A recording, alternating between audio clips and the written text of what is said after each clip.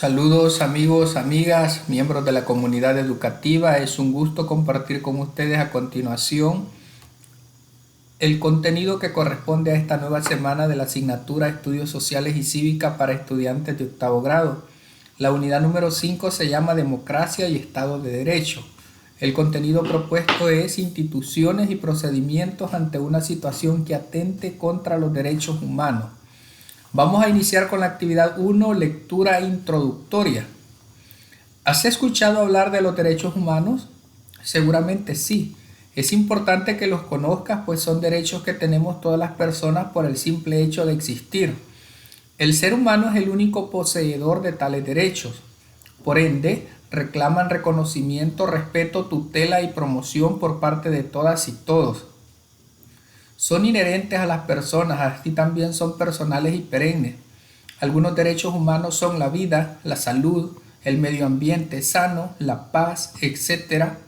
Los dirigen solo las personas, no están bajo el poder político. Las personas o el Estado deben asumir frente a los derechos humanos la conducta de cumplir con determinadas obligaciones.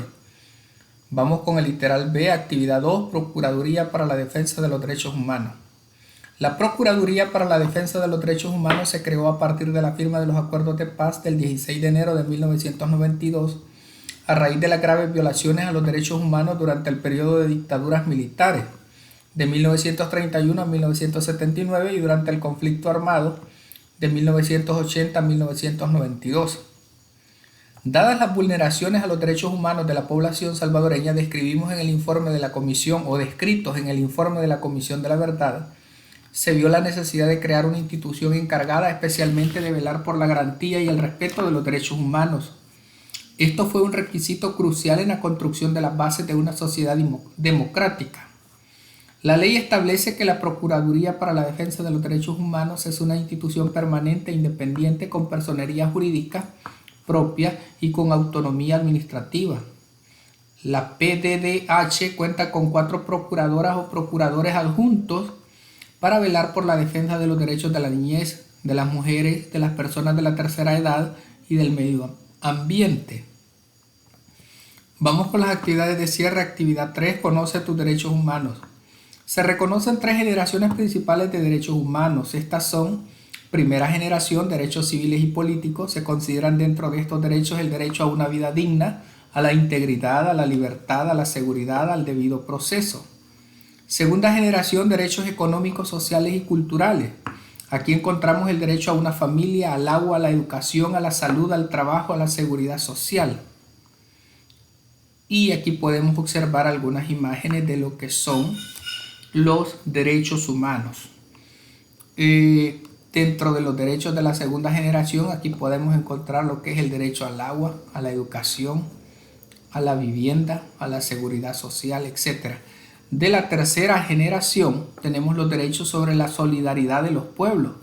Son derechos igual de importantes que los demás. Estos son el derecho a la paz, al medio ambiente sano, a la autodeterminación de los pueblos, a la identidad nacional y cultural.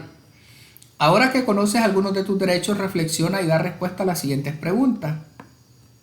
Antes de conocer este listado, ¿sabías que gozas de derechos humanos? Sí. ¿Crees que estos derechos son gozados en su plenitud por la población salvadoreña? No en su totalidad ni a plenitud, pero ha habido un avance en el respeto y práctica de los derechos humanos en El Salvador. Bien, vamos con la evaluación formativa. Lee el siguiente cuento y luego responde las preguntas que se te plantean al final. Diana era una pequeña niña que vivía muy feliz y segura con su familia en una comunidad al norte de Chalatenango. Ella gozaba de la exuberancia de la naturaleza y todos los días iba con su grupo de amigos y amigas a bajar fruta de los árboles.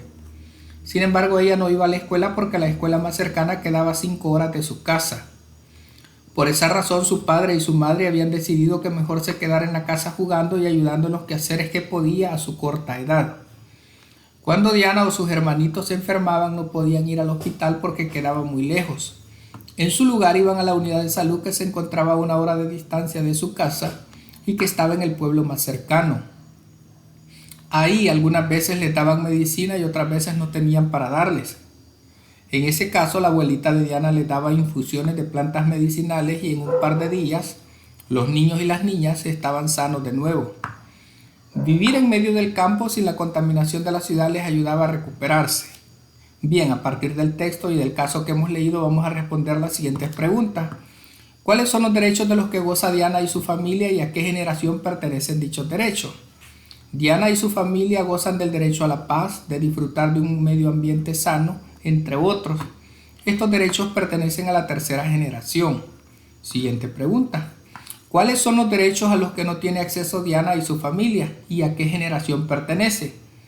Diana y su familia no tienen acceso a los derechos de la salud, del trabajo, del estudio y de la seguridad social. Estos derechos pertenecen a la segunda generación o derechos económicos, sociales y culturales. Siguiente pregunta.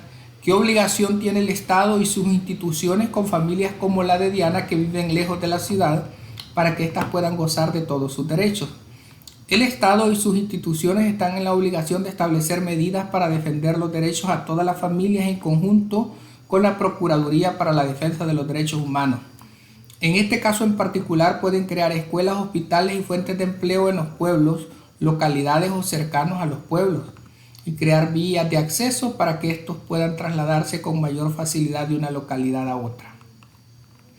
Y de esta manera estaríamos completando las actividades que corresponden a esta nueva semana de la asignatura Estudios Sociales y Cívica. Ha sido un gusto, muchas gracias, bendiciones para todos y todas.